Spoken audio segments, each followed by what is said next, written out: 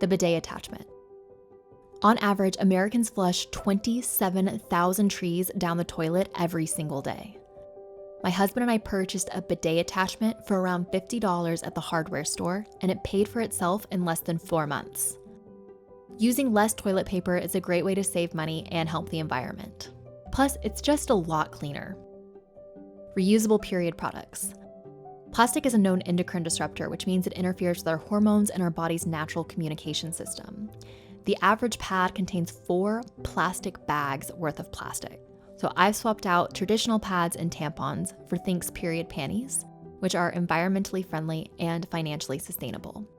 But there are many ways you can have a more sustainable period, like menstrual cups and reusable cloth pads.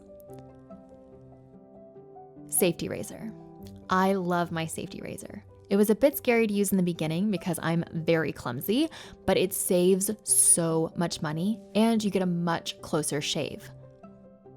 If you're prone to razor burn, a single blade is much more superior. As a bonus, I don't have to buy and throw away disposable razors anymore.